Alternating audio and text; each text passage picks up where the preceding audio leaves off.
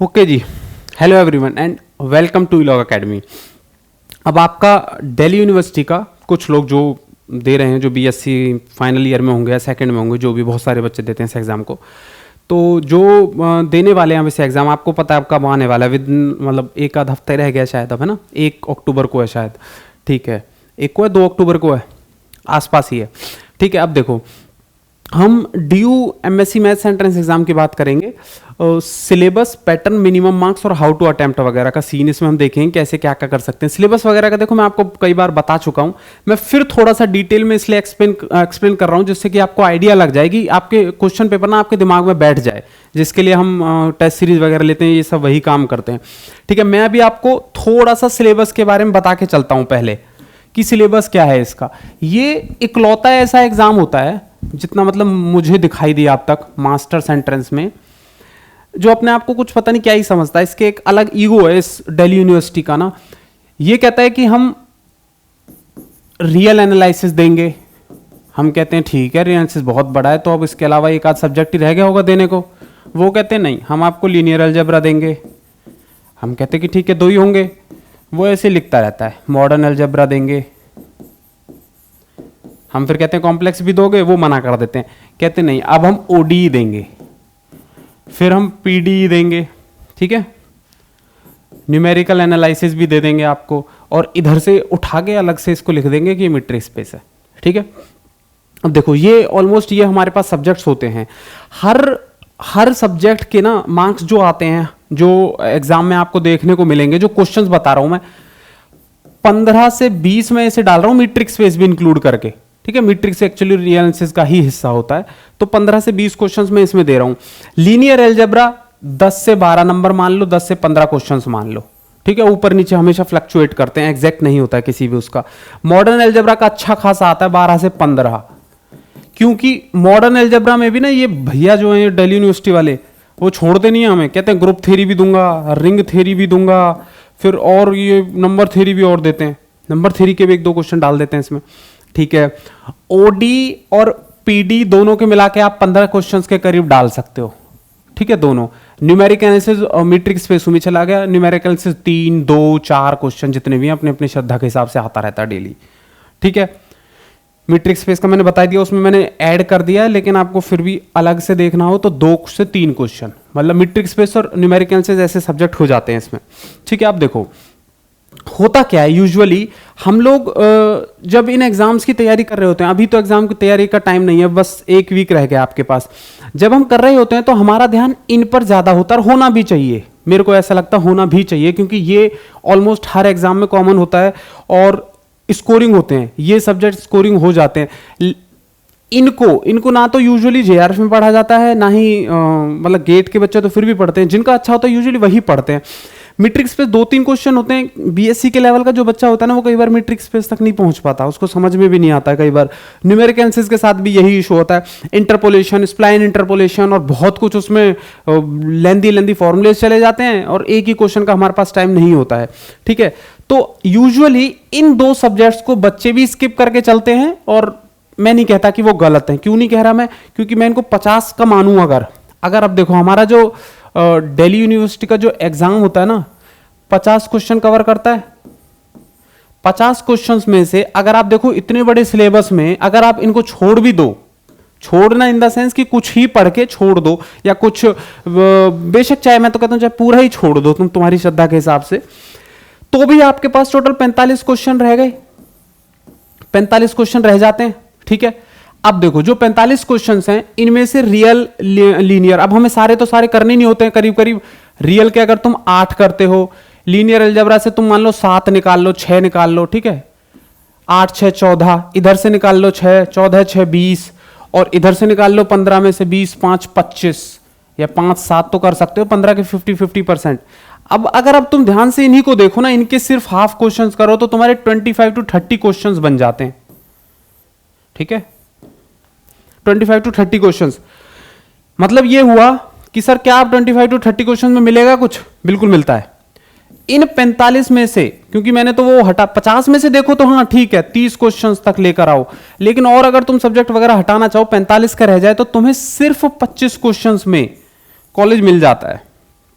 DU में college मिल जाते हैं, वो एग्जाम नहीं जिसमें कुछ कट ऑफ काइंड ऑफ चीज होती है, रैंक होती है, एडमिशन लिस्ट होती है एंड ऑल दैट सीन चल रहा होता है, ठीक है। आगे आगे फिर सेकंड कट ऑफ मतलब सेकंड लिस्ट आती है एडमिशन की, आपका नंबर आता है उसमें वगैरह वगैरह।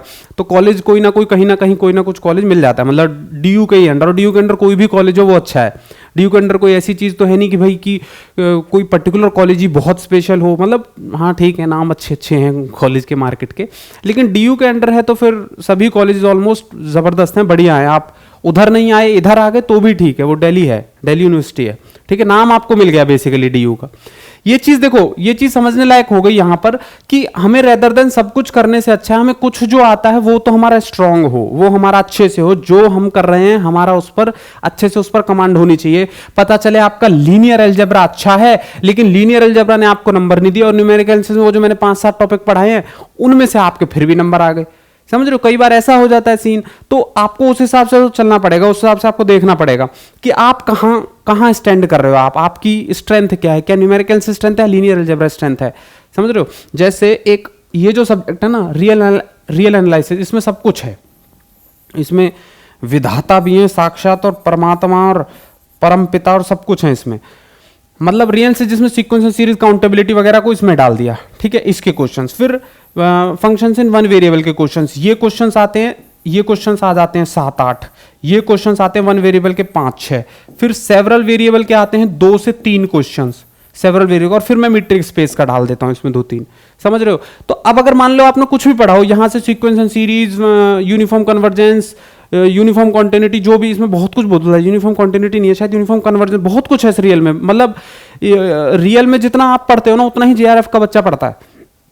एमएससी के बाद का जो एग्जाम्स हैं जेआरएफ गेट, ऑलमोस्ट यही सिलेबस होता है, 80-90%, 10-5% इधर उधर चला जाता है वो, ठीक है।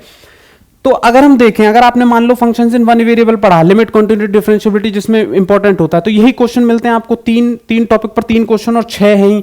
तो अगर आप ये पढ़ रहे हो तो आपसे ये एक्सपेक्ट जरूर किया जाएगा कि आप उन 3 क्वेश्चन को सही करो, ठीक है। अगर आप उन 3 क्वेश्चंस को सही करो तो ये तो एक्सपेक्ट करना जरूरी है ना भाई। मैं अगर आपको पढ़ा रहा हूँ डिफरेंशियल कैलकुलस वन वेरिएबल पढ़ाया, 6 क्वेश्चन आए एग्जाम में, अगर आप 3 भी नहीं करके आए फिर तो फिर क्या ही कर सकते हैं ना इसमें, फिर तो मुंह धो के बैठना, दोबारा यूट्यूब को ओपन करना, उसमें वीडियो आएगी कोई ना कोई कि अगर आप इस एग्जाम में फेल हो गए तो क्या करें ठीक है, उस वीडियो को देख लेना फिर, ठीक है। मतलब ये है कि आप हाफ हाफ भी लेकर चलो ना तब भी हेल्प मिलती है। ऐसा नहीं है कि आपका इसमें से कोई एक सब्जेक्ट रह गया है तो आपके चांसेस कम हो गए, ऐसा नहीं है। किसी का पीडी नहीं हुआ, किसी का न्यूमेरिकल नहीं हुआ, किसी का मीट्रिक स्पेस नहीं हुआ, नहीं होता है बच्चों का, क्योंकि सब्जेक्ट्स इतने सारे हैं ना। इधर ग्रुप थ्योरी, रिंग थ्योरी, इसको तुम छोटा मोटा समझते हो, group theory, ring theory, number theory, JRF वालों से नहीं हो रहे। अभी एमएच सेट का पेपर हुआ अभी रिसेंटली, महाराष्ट्र सेट वगैरह का, इनका इस साइड ज़्यादा होते हैं, ये साउथ साइड ज़्यादा चले जाते हैं, इस साइड कम होते हैं ना, महाराष्ट्र, केरला, इधर उधर साइड ज़्यादा होते हैं सेट के पेपर। अब उनके में भी रिंग वगैरह के वो क्वेश्चन आए जो हमारे नोट्स में हैं, जो हमारे नोट्स में आपको पढ़ाए गए थे ना, वो पूरे पूरे उसमें वही सेम के भी उठे हैं क्वेश्चन, जिनकी मेरे पास कॉल्स वगैरह आई हैं।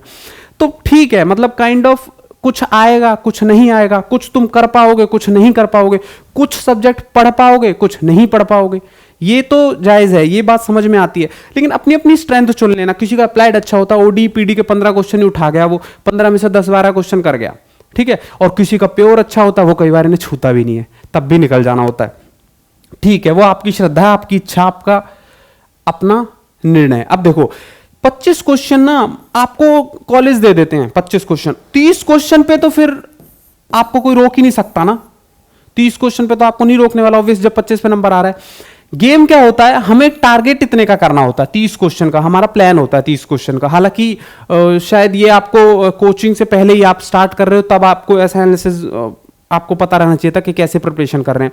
लेकिन अब भी आपके लिए इंपॉर्टेंट है ये बात कि हाँ 30 क्वेश्चन का हमें टारगेट करके चलना है एग्जाम में भी। इस बात को देखो, मैं जब बोलता हूं ना कि एग्जाम में भी, एग्जाम को समझो, ये जो एग्जाम होता है ना, ये एग्जाम टाइम तो देता है 2 घंटे, सिलेबस देता है 5 साल का बीएससी का ही थोड़ी ये सिलेबस सारा, कुछ बच्चों ने बीएससी के सारे सब्जेक्ट थोड़ी पढ़ लिए, किसी के कॉलेज में कुछ नहीं हुआ, किसी के कॉलेज में कुछ नहीं हुआ, किसी में तो टीचर आए हुआ कुछ नहीं टीचर तो आई, ठीक है। 2 घंटे के एग्जाम में आपको टोटल 50 क्वेश्चन तो वो दिखा देगा हाथ पे। 50 में से कुछ एक आध सब्जेक्ट आपका छोड़ देगा, तो मैं मान के चलता हूं आप -5 क्वेश्चन कर दो, चाहे कोई भी सब्जेक्ट छोड़ देना, आप ओडी छोड़ जाओ, पीडी छोड़ जाओ, -5-10 क्वेश्चन आपके उस सब्जेक्ट के गए। चाहे सेवरल वेरिएबल फर्स्ट छोड़ जाओ, चाहे कैलकुलेशन 1 वेरिएबल छोड़ दो, कुछ भी छोड़ दो, ठीक है। दूसरी चीज, जब हम 40 से 45 क्वेश्चंस को हम प्रिपेयर कर रहे होते हैं, 45 में ऐसा हमारा टारगेट 30 क्वेश्चन का इसलिए बनाया जाता है क्योंकि जब एग्जाम आता है ना तो वो 30 क्वेश्चन मिलते नहीं है, कौन से हैं कौन से नहीं है। इस 2 घंटे में से 10 मिनट तो तुम इसलिए खराब कर दोगे, ये वाला क्वेश्चन मैं कर सकता हूं या नहीं कर सकता हूं, यही डिसाइड करते रह जाते हैं हम। इस बात को समझो, जब हम इन क्वेश्चंस की तैयारी कर रहे हैं ना, 45 क्वेश्चंस को हम एग्जाम में बैठ गए, हमारे पास 2 आ रहे हैं, अब यहां पर कोई नहीं पूछ रहा आपने क्या पढ़ा था क्या नहीं पढ़ा था, आप तुक्के मार रहे हो नहीं मार रहे हो, आप बस सब जो भी अब यही है। अब ये 2 घंटे डिसाइड करेंगे। यहां पर एक एक मिनट का इंपॉर्टेंस है। तुम एग्जाम में नहीं बैठे हो, तुम एमएससी एंट्रेंस में बैठे हो। ये कोई और एग्जाम नहीं है 9th या 10th वाला कि चलो पानी पी लूं, चलो साथ में चंपा बैठी है, चंपा स्माइल कर रही है, चंपा का कॉन्टेक्ट नंबर घर ले जाऊंगा, ठीक है। चंपा पुष्पा बाद की बात है, 2 घंटे बाद देख लेंगे, चंपा से मिल लेंगे, पुष्पा से मिल लेंगे, ठीक है। लेकिन अब ये जो एग्जाम है ना, अब ये 45 क्वेश्चन वाला ये जो एग्जाम है, ठीक है, अब इसी एग्जाम के बारे में सोचना होगा, वहीं फोकस करना होगा, हमें देखना होगा हमारे सब्जेक्ट्स कौन से अच्छे थे, हम कर पाएंगे या नहीं कर पाएंगे, ठीक है। इन 120 मिनट में अब करीब करीब हमें 30 क्वेश्चन तक पहुंचना है, और ये वो 30 क्वेश्चन जो सही हैं। इनमें जो होता है ना, देखो हर क्वेश्चन एमसीक्यू होता है, 4 नंबर करेक्ट, 1 नंबर इनकरेक्ट देता है, तो आंख बंद करके हम तुक्के भी नहीं मारेंगे। लेकिन ये भी आपके ऊपर डिपेंड करेगा, अगर मान लो फर्स्ट टाइम सेकंड टाइम बैठ रहे हो, बीएससी सेकंड ईयर में हो और अब आप बैठे हो, तो अब आप तुक्के ही लगाओ भाई, क्योंकि 20 ही क्वेश्चन हो रहे हैं। 20 में 20 क्वेश्चन अगर आपके सही है फिर तो रुक जाना, क्या पता कहीं आ जाए। 25 क्वेश्चन तो होता है, लेकिन 20 में भी आपके चांसेस बढ़ जाते हैं। आपसे 5-7 क्वेश्चन ही हुए, जस्ट फॉर एग्जाम्पल, आपसे 5-7 क्वेश्चन सही हुए, टाइम भी बतेरा, अब आप तुक्के मारो, क्योंकि कुछ नहीं होने वाला। अब अगर आपने 20 से 25 क्वेश्चन, आपको पता है नहीं मेरे पेपर में 20 से 25 क्वेश्चन सही हैं, और अब ऐसा लग रहा है कि ये जो कुछ क्वेश्चंस है ना, इनमें मैं अगर तुक्का मारूं तो कुछ चांसेस बढ़ जाते हैं, तब तो सही है, वरना तुक्का खराब हो जाएगा, तुम्हारा बेड़ा गर्क हो जाएगा, फिर इन 20-25 क्वेश्चंस की मेहनत खराब हो जाएगी। समझ रहे हो ये बात? मतलब तुम श्योर होने चाहिए वहां पर, उस एग्जाम में इस वक्त पर बैठे हुए। अभी यूट्यूब वीडियो देख लो क्लिक करके, इसमें मजा आता है अलग ही देखने में ना, अलग ही स्वाद आता है। करना कुछ होता नहीं, शरीर पड़ा रहता है और बस लीड लगी आंख कान में कान में, और बस सुनते रहो। ये एक अलग चीज है। एग्जाम को लिटरली एग्जाम के वक्त बैठना एक अलग बात होती है। वहां पर 2 क्वेश्चन तो सिर्फ इसलिए गलत हो जाते हैं क्योंकि सर मैंने ना x² ले लिया और था वो x, और गलती से मैंने x में वैल्यू डाल दी और x² में डाल देता, मेरा सही हो जाता। ये होता है एग्जाम में, यही गड़बड़ होती है कि एग्जाम में 1-2 क्वेश्चन तो ऐसे गलत होते हैं। तो जिन 30 क्वेश्चन को आप तैयार कर रहे हो उनमें से 4-5 क्वेश्चन तो आपको मिलते ही नहीं। वो घर पे आके ऐसे पता लगता है यार ये तो मेरे से हो जाता। समझ रहे हो? तो तुम्हें ऑर्गेनाइज्ड होना पड़ेगा, तुम्हें तुम्हारे सब्जेक्ट्स देखने पड़ेंगे, तुम्हें तुम्हारी टाइमिंग्स देखनी पड़ेगी, कितना स्लो हो कितना फास्ट हो। अगर तुमने पीडी नहीं पढ़ा, पीडी को क्यों देख रहे हो, उस क्वेश्चन को क्यों देख रहे हो। कई बार तो बच्चा कहता है मैंने ना सर पीडी पढ़ा नहीं, बट मुझे ऐसा लगा कि ये क्वेश्चन हो जाएगा। अच्छा, फिर सर मैंने उसे पढ़ा, फिर मैंने उसके 4 ऑप्शंस भी पढ़े, और फिर भी क्योंकि पढ़ा तो है नहीं उसने पीडी, घर से नहीं पढ़ के गया, लेकिन हिट एंड ट्रायल कर रहा है वहां पे। तो ये टाइम नहीं खराब होना चाहिए हमारा। हमें मैट्रिक्स स्पेस नहीं पढ़ा, आगे बढ़ो। हमने न्यूमेरिकल एनालिसिस नहीं पढ़ा, आगे बढ़ो। हमने सेवरल वेरिएबल नहीं पढ़ा, आगे बढ़ो। बतेरे क्वेश्चंस हैं, अभी क्वेश्चंस तक पहुंचो तो सही। तुम जब फर्स्ट क्वेश्चन से स्टार्ट करोगे, उसके बाद क्वेश्चन नंबर 50 तक ही ऑलमोस्ट 1.25 घंटे हो जाते हैं। कई बार तो कैसे लिखते हैं 1.25 को, जैसे भी लिखते हैं तुम लिख लोगे, ठीक है। 1.25 घंटे निकल जाते हैं 50th क्वेश्चन तक पहुंचने में, और फिर कि इन्हें बाद में कर लेंगे, वो वाले क्वेश्चन वापस दिमाग में आ जाते हैं, ठीक है। एक और गेम देखो, ये जो गेम है मेरे को बहुत इंपॉर्टेंट लगता है। ये मुझे ऐसा लगता है काफी बच्चे सिर्फ इसकी वजह से रह जाते हैं, उनके पास ना ये जो होती है इसकी कमी हो जाती है, मतलब कॉन्फिडेंस की कमी हो जाती है, और होपलेस हो जाते हैं। वो जो एक उम्मीद रहती है ना कि एग्जाम को देते टाइम कि नहीं भाई करना है, मेरे को करना ही करना है, वो गायब हो जाता है। जब हम फर्स्ट क्वेश्चन पे होते हैं ना, कई बार ऐसा होता है फर्स्ट क्वेश्चन ही डिफिकल्ट आ गया, फर्स्ट क्वेश्चन ही पूछ लिया कॉम्पैक्टनेस पे, और कॉम्पैक्ट पढ़ा भी था, क्वेश्चन भी करे थे, बाउंडेड अनबाउंडेड, उसमें पता नहीं क्या ही हो गया सर, अजीब सा हो रहा था। लेकिन मैंने हिम्मत नहीं हारी सर, आपने बोला था, मैंने इसी क्वेश्चन पे 15 मिनट दे दिए, बहुत बढ़िया किया, ठीक है। अब देखो ऐसे टाइम पर क्या करते हैं ना, जब हमें डाउट हो उस तुरंत स्किप करते हैं, तुरंत जब भी डाउट हो उसे छोड़कर आगे बढ़ते हैं। छोड़ना ज्ञान है इस दुनिया में समझ रहे हो? अब अगर हम फिलॉसफी में जाए ना तो छोड़ना ज्ञान है इस धरती पर, पकड़ना इकट्ठा करना ये नहीं है। ये स्टार्टिंग में सिखाया जाता है, ये भी कर वो भी कर वो भी कर, सब कुछ कर करके बाद में छोड़ना ज्ञान होता चला जाता है। व्हाट्सएप छोड़ना, इंस्टाग्राम छोड़ना, मोबाइल छोड़ना, बंदी छोड़ना, बंदा छोड़ना, छोड़ना ज्ञान हो जाता है। जिसने छोड़ दिया, गलत आदत छोड़ना, कोई बुरा एडिक्शन छोड़ना, समझ रहे हो, सुबह का आलस छोड़ना, छोड़ना नॉलेज होगी, छोड़ना इंपॉर्टेंट हो गया, वो नहीं छूटता है। इसी हैबिट से हम तैयारी कर रहे होते हैं। हम एक क्वेश्चन उठाते हैं पीडी का, अब पढ़ते टाइम, अब ऐसा ही होगा। कुछ बच्चे तो ऐसे होंगे इन्हें पता है कि अभी क्योंकि 6-7 दिन रह गए एग्जाम में, तो वो एक स्मार्ट तरीके से चलेंगे। और कुछ बच्चे ऐसे होंगे, चलती का नाम गाड़ी, ये क्वेश्चन क्यों नहीं हो रहा, अभी इसी क्वेश्चन में वो बैठे रहेंगे, और जबकि एग्जाम में नहीं करना होता है ऐसे। और वो आदत बन जाती है, वो एडिक्शन बन जाती है। हम जिस हिसाब से प्रिपेयर कर रहे होते हैं ना एग्जाम, एक क्वेश्चन में बैठे, अब नहीं हो रहा नहीं हो रहा, पौना घंटा लगा दिया, 1 घंटा लगा दिया, फिर खाना खाया, घूमे आए, फिर भी उसी क्वेश्चन में वही क्वेश्चन हो रहा है। ये कोई बात हुई? ऐसे थोड़ी होता है। कोई बात नहीं हो रहा तो आगे चलो, 1000 क्वेश्चन में से 20 क्वेश्चन नहीं भी हुए प्रैक्टिस करते टाइम, अरे 980 तो हुए 980 बहुत इंपॉर्टेंट होते हैं। वो जो 20 क्वेश्चन नहीं हुए ना, अब वो भी हो जाएंगे उन 980 की क्वेश्चन की प्रैक्टिस से, क्योंकि इतनी पकड़ आपने बना ली होगी। लेकिन हाँ, आप करोगे तभी।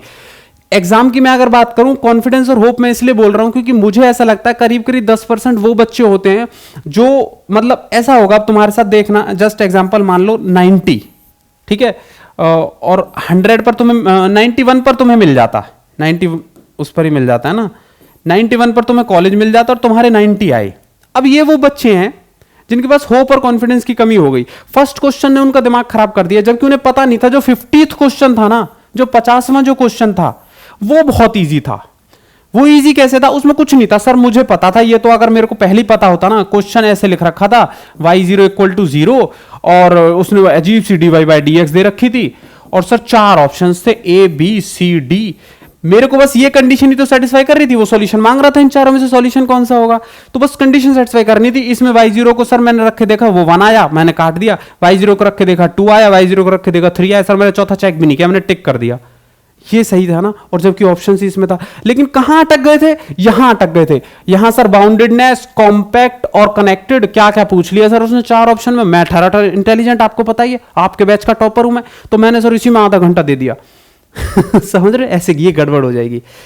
क्वेश्चन यहां पर करना एक अलग बात होती है, एग्जाम में बैठते टाइम ना, मैं कह रहा हूं पानी भी ऐसे लगता है, पानी की कमी दौड़ रही होती है दिमाग में, डिहाइड्रेशन। चंपा पुष्पा का अलग सीन होता है, तुम्हारा रोल नंबर क्या है, एडमिट कार्ड भूल गया, लेट हो गया, इसी में चले जाते हैं 2-3 क्वेश्चन। वो 2-3 ही तो इंपॉर्टेंट होते हैं, मैं कह रहा हूं ना, ये इंपॉर्टेंट होता है। 91 पे कॉलेज मिलता है और किसी के 47 मार्क्स आए, उससे थोड़ी बात करनी है, उसके तो 47 आए, अब तो अगली बार भी कोचिंग लेगा तब भी 90 रह गए। लेकिन इसे इंप्रूव करना है, इस बच्चे को क्लियर करवाना था जिसके 90 आए। अब मैं मान के चलता हूं तुम ये बच्चे हो, तुम्हारे लिए मैं ये ज्ञान दे रहा हूं, ये 47 वाले और ये 147 वालों की नहीं बात कर रहे, ये तो हो ही जाएंगे और ये भी हो ही जाएंगे, ये कंपनी खोल लेंगे, इन्हें ले लेंगे कंपनी के अंडर ठीक है। अब देखो तो मेरे अकॉर्डिंग ना, फर्स्ट क्वेश्चन कभी नहीं डिसाइड करता, तुम इससे फर्स्ट छूट गया कोई बात नहीं, सेकंड नहीं आता कोई बात नहीं, थर्ड सर मीट्रिक का दे दिया कोई बात नहीं, फोर्थ सर न्यूमेरिकल आंसर दे दिया कोई बात नहीं, फिफ्थ सर रिंग थ्योरी में से सर इंटीग्रल डोमेन पूछ लिया, हो ये क्या कर दिया उसने, है ना, तो उसे भी काट दो कोई बात नहीं, 6 ही तो कटे, 44 रह गए। करने कितने थे? 25 करने थे, 25 चौके 100, सही होने वाले हैं नहीं, तो 30 का टारगेट होता है, क्योंकि नेगेटिव ऊपर नीचे कंसोल करके हम बराबर करके हमारे करीब करीब 25 से अगर हम 30 क्वेश्चन की अगर हम बात करें, 25 से 30 क्वेश्चन की अगर हम बात करें, तो हमारे इतने तो बनने चाहिए, 90 से 110, 110 पे तो कोई तुम्हें रोकेगा ही नहीं, ऑब्वियस सी बात है, और 90 80 तक भी आता है, क्योंकि मैंने बोला एडमिशन लिस्ट वगैरह आती रहती है इसमें, ठीक है। देखो ये चीज इंपॉर्टेंट है। अब देखो सिलेबस का हो गया, पैटर्न भी मैंने तुम्हें बता दिया, 50 नंबर का होता है, 45 टारगेट हमारा 25-30 का होना चाहिए, और हर क्वेश्चन एमसीक्यू आता है, 4 करेक्ट का 1 नेगेटिव का, ठीक है, ध्यान रखना। मिनिमम मार्क्स मैंने तुम्हें बता दिया 80 नंबर होने चाहिए करीब करीब, मतलब मिनिमम मार्क्स रिक्वायर्ड कितने होते हैं, देखो 70 पर भी होता है। अब कट ऑफ अच्छा उसका और होता है कई बार ना, यूआर अनरिजर्व्ड कैटेगरी, और इसके बाद क्या आता है ओबीसी, ठीक है। फिर ST, SC, EWS, तो इनमें 10-10 मार्क्स का डिफरेंस होता चला जाता हर कट ऑफ पर। मान लो फर्स्ट कट ऑफ में इन्होंने 100 मान लिए, तो अब आप अगले वाले को 90 गिन लो, 80 गिन लो, 80 ऐसे, मतलब इतने इतने का डिफरेंस आता चला जाता। फर्स्ट कट ऑफ पे 100 आए UR वालों में, सेकंड कट ऑफ में UR वालों का 90 पे हो गया, थर्ड कट ऑफ में UR वालों को इतनी, अगर मतलब कट ऑफ बोल रहा हूँ सॉरी, एडमिशन लिस्ट पर, ठीक है। अच्छा, ये चीज क्लियर है। हाउ टू अटेम्प्ट का मैंने बता दिया। देखो इन चीजों पर ध्यान देना, ये बहुत इंपॉर्टेंट होता है, ये लगता नहीं है। तुम्हें एक क्वेश्चन नहीं डिफाइन करना चाहिए तुम्हें कि वो एग्जाम तुम्हारा कैसा हुआ या कैसा नहीं हुआ। एक क्वेश्चन नहीं आता है, एक क्वेश्चन हमेशा ऐसा होता है कि तुम्हें दिक्कत होगी। एक क्वेश्चन के लिए मेरे पास आज भी, कल भी, परसों भी MS सेट वाले बच्चों की आई हैं मेरे पास, मतलब आज आई हैं, आज ही था इनका शायद एग्जाम है महाराष्ट्र वालों का। तो आज मेरे पास कॉल आई क्वेश्चंस वगैरह के रिलेटेड, तो आती हैं हमेशा कि टीचर के साथ ही डिस्कस करना, इस क्वेश्चन का सॉल्यूशन क्या था। ऑब्वियस सी बात है, क्वेश्चन था ही नहीं तुम्हारे लिए नहीं था, वो तुम्हारे टीचर की नॉलेज चेक करने के लिए था कि उनसे होगा या नहीं होगा, ठीक है। तो वो तुम्हें नहीं करना था, तुम्हें तो बेसिकली आसान से ढूंढने थे। मैं तुम्हें सच बता रहा हूं, अगर तुमने मेरे तरीकों से पढ़ा हो या मुझसे पढ़ा हो, तो तुम एग्जाम लेकर आना, और इन 50 में से ना मैं तुम्हें 10 से 12 ऐसे क्वेश्चंस ढूंढ के दे दूंगा तुम्हारे पेपर से, तुम्हारे सामने मैं ऐसे क्वेश्चन ढूंढ के दे दूंगा जो सही 1 से 1.5 मिनट में हो रहे होंगे, सही 1 से 1.5 मिनट में। मैंने अभी बताया ना कि OD का ऐसा क्वेश्चन, और एक क्वेश्चन मिल जाएगा ऐसा, OD में मिले या PD में मिले, वो पूछेगा सॉल्यूशन है इस इक्वेशन का, नहीं 2-3 ऑप्शन ऐसे डिस्कार्ड हो रहे होंगे। और ये ऐसा नहीं कि ये मेथड एक अलग है, ये शॉर्टकट तरीका होता है, एक ऐसा अच्छा शॉर्टकट तरीका जो आपको हेल्प करता है। किसमें? अगर हमने 10 क्वेश्चन भी 1.5 मिनट में कर दिए, इसका मतलब क्या हो गया, 15 मिनट में 10 क्वेश्चन कर दिए। समझ रहे हो ये चीज तुम? 15 मिनट में 10 क्वेश्चन कर दिए तुमने। अगर तुमने 1.5 मिनट में एक क्वेश्चन कर दिया तो 2 ले लो, मैं कहता हूं 20 मिनट में तुमने 10 क्वेश्चन कर दिए। अब तुम्हारे पास टाइम कितना रह गया? 100 मिनट। 100 मिनट में अब तुम्हें अगले 10 से 15 क्वेश्चन करने हैं, 10 से 15 क्वेश्चन करने हैं 100 मिनट, मतलब 10 मिनट पर क्वेश्चन। समझ रहे हो तुम ये बात? 7-8 मिनट पर क्वेश्चन। मतलब ये है कि तुम अगर इनमें और 3 मिनट जोड़ दो, मैंने 1.5 बोला, तुम 3 ले लो, 15-15 30 मिनट, तो भी तुम्हारे पास 90 मिनट बच गए। और ऐसे 10 क्वेश्चन तुम एग्जाम लेकर आओ, तुम अब तक का कोई भी एग्जाम उठा दो, DU MSc एंट्रेंस का, मुझे दे दो सर इसमें से वो 10 क्वेश्चन बताओ जो आप बोल रहे थे उस वीडियो में कि जल्दी सॉल्व हो जाएंगे। मैं बताऊंगा तुम्हें वो 10 क्वेश्चन। मैं कहा देखो ये इस क्वेश्चन में देखो कितना ईजी है, इस क्वेश्चन में देखो किसी में कहीं फॉर्मूले की दिक्कत होगी, किसी में कहीं बाउंड्री कंडीशन सिर्फ चेक करनी होगी, किसी में कहीं सिर्फ ये घुमाना होगा कि ये तो कुछ भी नहीं था इसमें। तो सर काश आप दे आते पेपर काश आप बैठ जाते मेरे साथ। ठीक है, एक और चीज थी, ठीक है, एक और चीज थी तो सही थी तो थी, ठीक है, अब क्या करें, पास्ट में अब वो, ठीक है ना, ये चीज इंपॉर्टेंट है। मेरे को कुछ और भी याद आ रहा था, वो मैं भूल गया, ध्यान नहीं रहा अब। तो बस फिर ये रहना चाहिए आपके पास। और आपका कोई भी डाउट हो, कोई भी कुछ भी इससे रिलेटेड हो, तो आप मेरे से पूछ सकते हो। देखो मेरे हिसाब से तो यही होता है तरीका भी, और मैंने जितने भी एग्जाम्स दिए हैं, मैं तुमसे शायद ज्यादा ही एग्जाम देकर बैठा हूँ, बहुतों में फेल हुआ हूँ, बहुतों में पास हुआ हूँ, ठीक है। तो ऑब्वियस सी बात है कि फेल होना तो लाजमी है। मैं तो चाहता हूं कि फेल हो तो सीखोगे, फेल हो तो अगली बार कुछ और सीखोगे, कुछ और एक्सपीरियंस गेन करोगे। IIT जैम का एग्जाम, ये भूल गया था मैं जो बता रहा था, इस बार जब हमारा IIT जैम का एग्जाम हुआ ना, IIT जैम 2021 वाला जो हमारा IIT जैम का एग्जाम हुआ, इस एग्जाम में अगर पता हो तो हम जिन्होंने दिया होगा वही बैठे हैं दिल्ली यूनिवर्सिटी के लिए, मुझे पता है बताते नहीं है। ग्रुप थ्री हमारा इजी आया था इसमें, और हमारा सेवरल वेरिएबल्स आया ही नहीं था, ठीक है, सेवरल वेरिएबल्स नहीं आया था ना हमारा। मेरे को एक सब्जेक्ट में दिक्कत हुई थी, मेरे को ध्यान नहीं आ रहा कौन से में, वो सब्जेक्ट ही नहीं आया था, सेवरल वेरिएबल ही नहीं आया था शायद मेरे ख्याल से। ये पूरा का पूरा कट गया, जबकि इसका होता है हमारा 10 से 12 या 15 नंबर का सीन होता है, जिस पर हम भरोसा करके चलते हैं। 10-12 नंबर हमें 5-6 नंबर देंगे, और 5-6 नंबर IIT जैम में बहुत हेल्पफुल हो गए। लेकिन हुआ क्या, ये तो सब्जेक्ट ही काट दिया, और ये कर दिया उन्होंने इजी। मेरे ख्याल से ये भी 10-15 के करीब आया था, ये इजी हो गया था। ये इतना इजी था, इसमें 80% 90% मार्क्स गेन किए जा सकते थे। ग्रुप 3 में कुछ भी नहीं था, सीधे सीधे फॉर्मूले की बात कर रहा था। ये वो था जिसमें हमें 15 मिनट में 15 नंबर मिल रहे थे। अगर 15 क्वेश्चन 15 नंबर का आया था, मेरे को नहीं पता है एग्जैक्टली, ठीक है, मैंने ध्यान नहीं दिया। 10 नंबर का अगर मान लो ग्रुप 3 आया इस बार IIT जैम में, तो 10 में से 8 नंबर हमें 8-10 मिनट में मिल रहे थे। इतनी जल्दी ये क्वेश्चन होने वाले थे। मैं इन्हीं क्वेश्चंस की अब मैं आपसे बात कर रहा हूं DU में। इन क्वेश्चंस को पहले ढूंढ लेना, समझ रहे हो? जैसे फर्स्ट क्वेश्चन पे ऐसा ना हो भैया कि फर्स्ट क्वेश्चन पर ही अटके रह गए, यहीं अटके रह गए, बाउंडेड लिमिट कॉन्टिन्यूटी सब पूछ लिया सर उसने इसी क्वेश्चन में, मेरे को सारी नॉलेज यहीं दिखानी थी ना ना ना ना। ठीक है, इंपॉर्टेंट है कि मैं 50th तक पहुंचूं तो सही। कई बार टाइम का इशू ऐसा हो जाता है वहां पर कि हम लास्ट तक तो पहुंच ही नहीं पाते, एक ही में उलझ जाते हैं।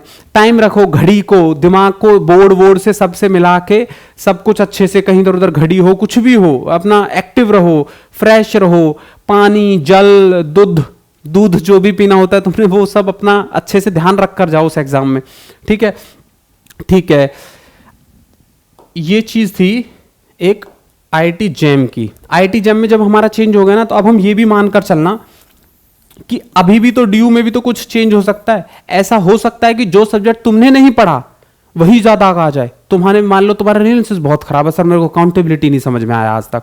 ठीक है, इसका मतलब तुम्हारा रियलिसिस ही खराब है। तो रियलिसिस खराब है तो इसका मतलब ये नहीं है कि ना अब वो आएगा नहीं, हो सकता है कि रियलिसिस और ज्यादा का आ जाए। हालांकि सबसे ज्यादा आता है 15 से 20 क्वेश्चन, तो इससे ज्यादा तो वो क्या ही देंगे ना इसमें। मान लो इस बार देते हैं 30 क्वेश्चन, ठीक है, तो और रोके नहीं बैठ जाना है, वहां पे बच गए ना 20 क्वेश्चन। अब जो एडमिशन लिस्ट आएगी वो और अपने अकॉर्डिंगली एग्जाम के हिसाब से नीचे चली जाती है, क्योंकि सिर्फ तुम्हारा नहीं वीक हुआ है, ये और भी बहुतों का हुआ है। जिन्होंने कोचिंग ली होती है ना इस एग्जाम के लिए, हमेशा वो प्लस पॉइंट मिलता है उन्हें, क्योंकि उन्हें ऐसी सारी चीजें पता रहती हैं कंपैरेटिवली। वो तैयारी भी करते करते, मैं कई बार बता भी रहा होता हूँ, मैं मेरे पढ़ाने का तरीका भी वैसा ही है। आप में से जो पढ़े होंगे मुझसे, मैं वैसे ही पढ़ा रहा होता हूँ, उसी सिस्टम में, उसी सीक्वेंस में, जैसे कि आपको अटेम्प्ट करना है। ऐसा ना हो कि हम अटेम्प्ट के टाइम पे कुछ और ही थ्योरी लगाने बैठ गए वहां पर, जनरल थ्योरी ऑफ रिलेटिविटी। ठीक है, आइंस्टाइन बुरा मान जाएगा। अब देखो, अब बस एक ही चीज रह गई, अगर ऑल द बेस्ट में बिलीव करते हो तो all the best. Thank you for watching.